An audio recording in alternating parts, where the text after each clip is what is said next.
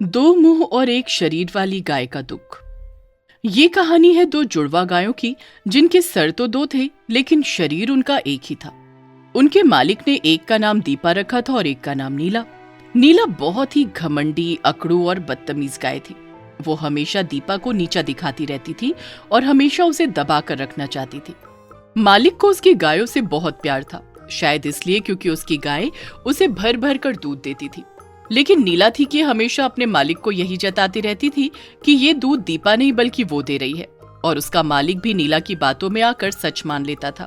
खाना पानी भले ही एक ही पेट में जाता था, लेकिन वो दोनों हर चीज को अलग अलग महसूस करती थी, इसलिए उन्हें प्यार और दुलार की भी अलग अलग जरूरत महसूस होती थी। इसलिए दीपा हमेशा नीला की वजह से दुखी रहती थी। शाबाश नीला, आज फिर से तुमने मुझे एक बार खुश कर दिया। आज तुमने मेरी उम्मीद से ज्यादा दूध दिया है। अरे मालिक, ये तो मेरा फर्ज है। आप मेरे लिए इतना करते हैं, मुझे प्यार और सम्मान देते हैं, खाना खिलाते हैं, पानी पिलाते हैं, तो उस प्यार के बदले क्या मैं आपको दूध भी नहीं दे सकती क्या? मालिक, मैं दीपा की तरह एहसान फरामोश नहीं हूँ। आप उसे भी इतना प्यार से खिलाते पिलाते हैं, लेकिन मजाल है कि वो आपके बारे में सोचे, आपको कोई फायदा दे। एक बूंद तक दूध की नहीं देती है वो, बस फ्री का खाती है और डकार मारकर सो जाती है। नीला, तुम बिल्कुल सही कह रही हो। तभी तो मैंने सोचा है कि आज के बाद मैं बस तुम्हें ही अपने हाथों से अच्छे और प्यार से खाना खिलाऊंगा। धन्यवाद मालिक, आप कितने अच्छे हैं। दीपा हमेशा नीला की बातों को सुनकर बहुत दुखी और परेशान रहती थी, लेकिन कभी भी वो इस बात की शिकायत किसी से भी नहीं करती थी। उसे लगता था कि नीला अभी नासमझ है, एक न एक दिन समझ जाएगी कि ये शरीर सिर्फ उसका ही नहीं, दोनों का है। दोनों की वजह से चल रहा है, उठ रहा है, बैठ रहा है और हर काम कर रहा है। फिर एक दिन की बात है, दीपा सो रही थी कि तभी नीला जोर जोर से चिल्लाकर उसे परेशान करने लगती है। अरे ओ आलसी दीपा, मुझे बहुत भूख लगी है। सामने मालिक चारा रखकर खेत गए हैं, मुझे वो चारा खाना है। चल उठ और चारे तक चलते हैं। नीला, तो इस पर चिल्लाने वाली क्या बात थी भला? मैं सो रही थी, तुम आराम से भी मुझे जगा सकती थी ना। हमेशा तुम ऐसा ही करती हो, मुझे नीचा दिखाती हो, मालिक के सामने भी मेरी हमेशा बेइज्जती करती रहती हो। हर बात के लिए तुम खुद को ही श्रेय देती हो।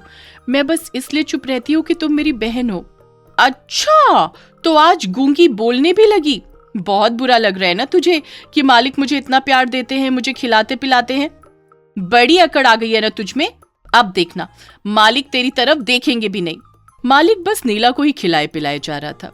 एक के खाने पर पेट तो दोनों का ही भर जाता था, लेकिन जो प्यार नीला को उसके मालिक से मिल रहा था, दीपा भी उसी प्यार और सम्मान के लिए तरस रही थी। दीपा अब अपने होने पर पछता रही थी और बुरी तरह से टूट चुकी थी।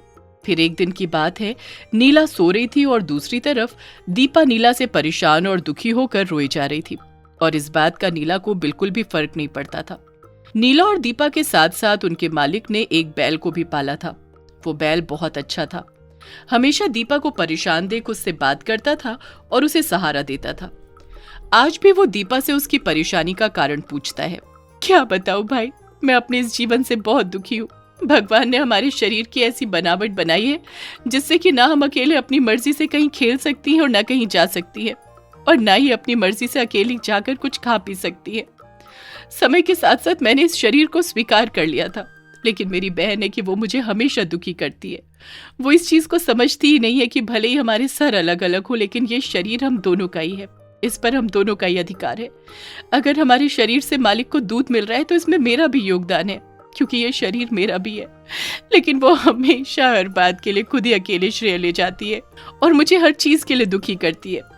अब तो मैं ऐसे जीवन से बहुत दुखी हो गई हूँ। मेरा जीवन व्यर्थ है, मैं मरना चाहती हूँ। दीपा, मरने से कोई हल नहीं निकलने वाला है। भगवान ने अगर तुम्हें ऐसा शरीर दिया है तो जरूर उसके पीछे कोई ना कोई वजह रही होगी। भगवान जैसा देते हैं वो हमारे अच्छे के लिए ही देते हैं, और हमें उसे ही स्वीकार करके खुशी खुशी जीना चाहिए। मरने से अच्छा है कि तुम अपनी घमंडी और बदतमीज बहन को सबक सिखाओ। सबक? भला मैं कैसे अपनी बहन को सबक सिखा सकती हूँ?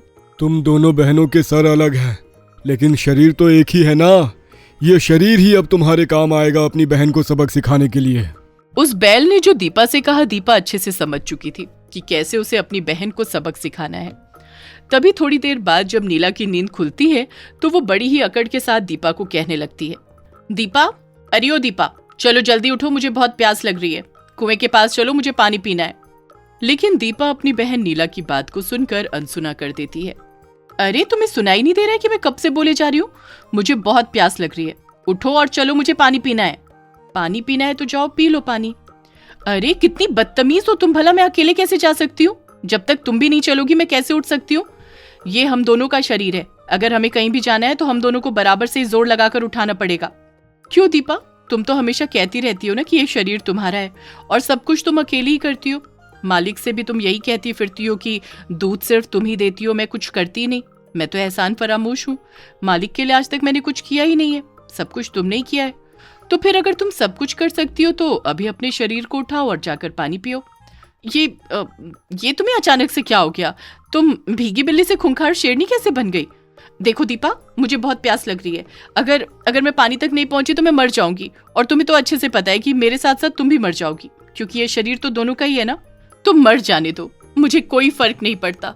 वैसे भी मैं जीना नहीं चाहती, तुमने जीने लायक छोड़ा है क्या? मुझे जीना हराम कर दिया है तुमने मेरा ताने मार मार कर, और मालिक को मुझसे दूर करके हमेशा तुम कहती रही कि ये शरीर सिर्फ तुम्हारा है। नीला, भले ही हम दोनों के सर अलग अलग थे, लेकिन शरीर तो एक ही था ना। जिस तरह से तुम्हें प्यार मिलता रहा उसी तरह से मैं भी प्यार और सम्मान की भूखी थी, पर वो सब कुछ तुमने मुझसे छीन लिया। मैं तुम्हें हमेशा अपनी बहन समझती रही, लेकिन तुमने मुझे कभी भी अपनी बहन नहीं माना, बल्कि हमेशा मुझे नीचा दिखाया। बहन मैं समझ गई हूँ, तुम मुझे सबक सिखाना चाहती हो ना। मैं अब सब जान गई हूँ, मुझे माफ कर दो। जो भी आज तक मैंने गलतियां की हैं, तुम्हारे साथ गलत किया, उसके लिए मुझे माफ कर दो। आज मुझे एहसास हो गया कि मैं चाहूं भी तो तुम्हारे बिना अकेले कुछ नहीं कर सकती। मेरे लिए तुम्हारा साथ होना बहुत जरूरी है। मुझे माफ कर दो मेरी बहन, माफ कर दो। नीला को अपनी गलतियों का एहसास हो जाता है। वो अपनी बहन दीपा से माफी मांगती है। वहीं दीपा को अपनी बहन को पानी के लिए तड़पता हुआ देखकर अंदर ही अंदर बहुत बुरा लग रहा था। फिर जैसे ही नीला को अपनी गलतियों का एहसास हुआ, दीपा झट से उठी और अपनी बहन का साथ देकर पानी के कुएं के पास जा पहुंची। फिर नीला जल्दी से पानी पी लेती है, जिससे नीला की प्यास बुझ जाती है। अच्छा सबक सिखाया इस नीला को। फिर नीला अपने मालिक को सब सच बताती है कि वो अकेले ही दूध नहीं देती, बल्कि उसकी बहन दीपा भी देती है। वो अपने मालिक को बताती है कि ये शरीर केवल उसका नहीं बल्कि दोनों का है। वो अपनी बहन दीपा के बिना अकेले कुछ भी नहीं कर सकती। हर काम के लिए दोनों का होना बहुत जरूरी है। वो तो अकेले कहीं जा भी नहीं सकती है जब तक कि उसकी बहन की इजाजत ना हो। इसके बाद उसका मालिक भी बात को समझकर दीपा से माफी मांगता है, और फिर वो दीपा को भी नीला जैसा ही आदर और सम्मान देता है और बहुत अच्छे से दोनों को खिलाता पिलाता है। अब दीपा अपने होने पर बहुत खुश थी। वहीं नीला भी अपनी बहन के साथ पहले से बेहतर व्यवहार करती है। कृष्णचंद के पास एक बहुत ही अच्छा और समझदार गधा है। जितना कृष्णचंद उससे काम लेता है, गधा उसकी उम्मीद से भी ज्यादा उसे करके देता है, क्योंकि गधे का ये मानना है कि हमें अपने मालिक के लिए जी जान से पूरा काम करना चाहिए। कृष्णचंद जिस गांव में रहता है वहां से शहर थोड़ी दूरी पर था। वहां पर गाड़ी का कोई साधन नहीं था, इसलिए शहर से जो भी सामान आता था वह बैलगाड़ी या गधों पर लाद कर ही आता था। कृष्णचंद ने गधा इसीलिए रखा था ताकि वो शहर से सामान लाकर पैसा कमा सके। एक दिन कृष्णचंद के पैर में मोच आ जाती है, जिससे वो अच्छे से चल भी नहीं पा रहा था। उसे इस बात की चिंता हो जाती है कि अब वो शहर कैसे जाएगा और वहां से सामान कैसे लेकर आएगा। अरे अरे अरे, मेरे पैर में तो बहुत मोच आ गई, अब तो मैं चल भी नहीं पाऊंगा। क्या करूं, सामान लाना भी बहुत जरूरी है, कैसे लाऊंगा? हाँ, ऐसा करता हूँ, अपने लिए एक हट्टा कट्टा तंदुरुस्त सा घोड़ा लेकर आता हूँ। घोड़े पर बैठकर मैं आराम से शहर से सामान गधे पर लाद कर ला सकता हूँ। इससे मेरी परेशानी भी दूर हो जाएगी, सामान भी ले जाऊंगा और पैसे भी कमा लूंगा। हाँ, यही करता हूँ। हाँ, मालिक तो नया घोड़ा लाने का सोच रहे हैं। चलो अच्छा है, मैं भी अकेला ही था, अब मेरा भी मन लगा रहेगा। मुझे भी एक नया दोस्त मिल जाएगा। जब मालिक ठीक हो जाएंगे उसके बाद वो भी मेरे साथ काम में हाथ बटा दिया करेगा। बहुत अच्छा ख्याल आया मालिक के मन में। कृष्णचंद एक बहुत तंदुरुस्त खूबसूरत सा सफेद रंग का घोड़ा लेकर आता है। घोड़े को अपने रूप और रंग पर बहुत ही घमंड होता है कि वह खूबसूरत और हट्टा कट्टा जवान घोड़ा है। अरे तुम आ गए, मालिक तुम्हें ले आए। मैं तुम्हारा बेसब्री से इंतजार कर रहा था। अच्छा हुआ तुम आ गए, अब तुम्हारे साथ साथ मेरा भी मन लगा रहेगा। तुम मेरा इंतजार कर रहे थे? वो क्यों भला? तुम जैसे गधे को मुझसे क्या काम हो सकता है भला? कहाँ मैं और कहाँ तुम? चलो कोई बात नहीं, धीरे धीरे तुम्हें भी यहाँ रहने की आदत पड़ जाएगी, फिर तुम्हें भी मुझसे बात करना अच्छा लगेगा। चेतक नया नया था, जिस वजह से कृष्णचंद उसकी सुंगा से ज्यादा सेवा करता है। उसे अच्छे से घास खिलाता पिलाता है। सुंगा को बस एक ही बार खाना दे देता और दोबारा पूछता भी नहीं, जबकि चेतक को बार बार आकर खाना और पानी पूछता है। ये क्या? मुझे ऐसा क्यों लग रहा है कि अब मेरी अहमियत कम हो गई है? मालिक मुझे कम प्यार करते हैं और चेतक को ज्यादा प्यार करते हैं। उसे कितने अच्छे खिला रहे हैं और मुझे एक बार डाल के चले जाते हैं, दोबारा पूछते तक नहीं। नहीं नहीं, शायद ये मेरे मन का वहम है। मुझे अपने मन में ख्याल भी दोबारा लाना नहीं चाहिए। मालिक बहुत अच्छे हैं। देखा सुंगा, मैंने कहा था ना, हम घोड़ों की अहमियत तुम गधों से ज्यादा होती है। हमें सब बहुत प्यार करते हैं, इसीलिए तो मालिक मुझे तुमसे ज्यादा अहमियत दे रहे हैं और अच्छे से खिला पिला रहे हैं, जबकि तुम्हें अच्छे से पूछ भी नहीं रहे। इस तरह से कृष्णचंद रोज अपने घोड़े पर बैठकर गधे को शहर सामान ढोने के लिए ले जाता, जब तक उसका पैर ठीक नहीं होता है। वो इसी तरह से घोड़े पर बैठकर शहर से गांव आता जाता है। क्योंकि कृष्णचंद को ज्यादा चलना पसंद था, इसलिए कुछ दिनों के बाद जब उसका पैर ठीक हो जाता है तो वो पैदल ही चलना पसंद करता है। अब तो मेरा पैर बिल्कुल ठीक हो गया है। अब मुझे चेतक पर सवारी करने की कोई जरूरत नहीं। हाँ, सुंगा के साथ साथ उसे भी शहर का रोजाना चक्कर लगवाऊंगा, उसे भी अच्छा लगेगा। कृष्णचंद सुंगा के साथ चेतक को शहर तो ले जाता था, लेकिन उस पर बिल्कुल भी सामान नहीं लादता था, जबकि सुंगा के ऊपर भर भर कर सामान डालता था, जिस वजह से सुंगा बहुत थक जाता था। लेकिन वो कभी भी अपने मालिक से एक बार भी इस चीज के लिए शिकायत नहीं करता। वहीं चेतक में बहुत घमंड था। वो अपने ऊपर बहुत घमंड करता था कि वो एक घोड़ा है और सुंगा एक गधा है, इसलिए उसके मालिक उससे कोई काम नहीं लेता है, बस उसकी सेवा और खातिर करता है। और इसी बात को लेकर वो हमेशा सुंगा को चिढ़ाया करता था। हाय रे, आज तो मर गया, बहुत थक गया हूँ आज मैं। ये तो तुम्हारे रोज का ही काम है। कौन सा तुम आज पहली बार काम कर रहे हो जो इतना थक गए हो? तुम ये क्यों भूल जाते हो कि तुम एक गधे हो? चाहे जितने भी नखरे कर लो, काम तो तुम्हें ही करना पड़ेगा, क्योंकि ये सब करना तुम्हारी किस्मत में लिखा है। हाँ भाई, शायद तुम सही कहते हो, लेकिन इसमें मेरी क्या गलती है कि मैं गधा पैदा हुआ हूँ? मैं भी तो एक अच्छी जिंदगी जीना चाहता हूँ, बिल्कुल तुम्हारी तरह। अरे तुम्हारी इतनी अच्छी किस्मत कहाँ कि तुम मेरी तरह राजा महाराजा वाली जिंदगी जियो। हाँ। फिर एक दिन की बात है, कृष्णचंद शहर से चेतक और सुंगा के साथ घर लौट रहा था। आज उसने सुंगा के ऊपर पहले से भी ज्यादा सामान लाद रखा था और चेतक बिल्कुल खाली चल रहा था, एकदम शांत से। अरे भाई चेतक, मैं बहुत थक गया हूँ। मुझे लगता है आज मालिक ने मुझ पर कुछ ज़रूरत से ज़्यादा ही माल लाद दिया है। क्या तुम मेरी मदद करोगे? आखिर तुम भी तो मेरे भाई जैसे हो। बस एक बोरा अपने ऊपर उठा लो, जिससे थोड़ा बोझ कम हो जाए।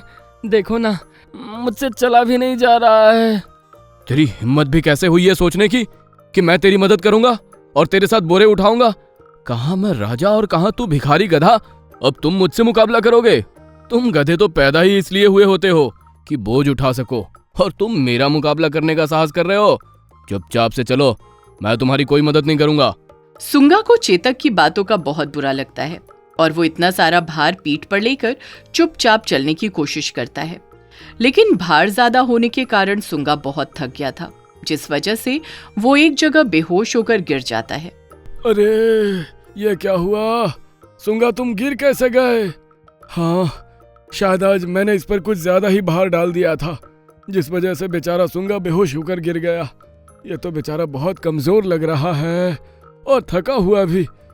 ऐसा करता हूँ, बोरे उठाकर चेतक पर लाद देता हूँ। चेतक, तुम सीधे खड़े हो जाओ। ये बोरे अब मैं तुम पर लाद रहा हूँ। अब इन बोरों को तुम ले चलोगे, क्योंकि सुंगा बहुत ही कमजोर और थका हुआ है, जिस वजह से वो चक्कर खाकर गिर गया है। क्या क्या मालिक, आप ये क्या बोल रहे हैं? मैं ये सब कैसे उठा सकता हूँ? मैं तो घोड़ा हूँ ना, मैं तो केवल सवारी के लिए काम करता हूँ और सिर्फ सवारी उठाऊंगा। ये सामान उठाने का काम तो इस गधे का ही है। चेतक, तुम देख नहीं रहे हो?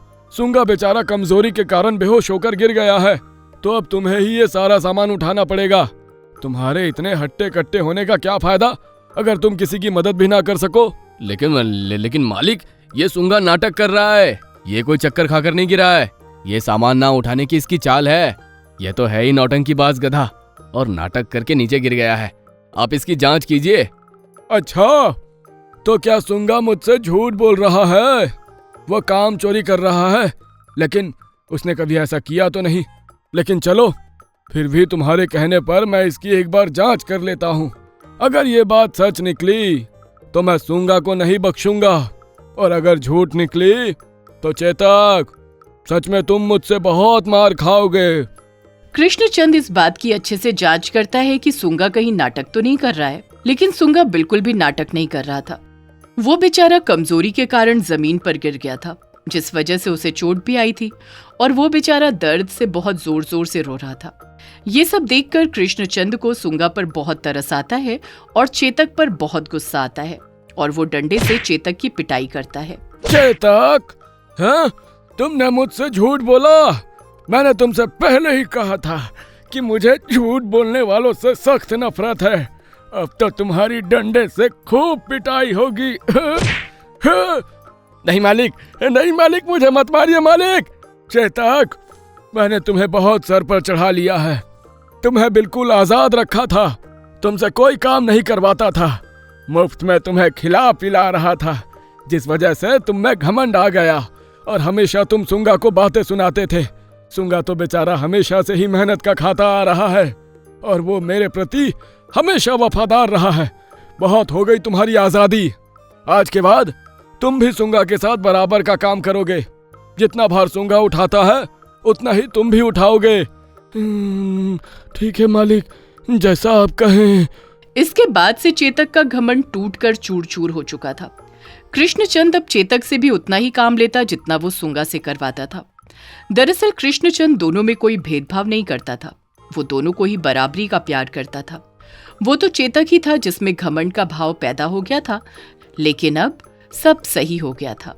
यदि आप ऐसी कहानियां और देखना चाहते हैं तो हमारे चैनल को सब्सक्राइब करें और बेल आइकन पर क्लिक करें, ताकि हमारी सारी नई वीडियोस आप सबसे पहले देख सकें।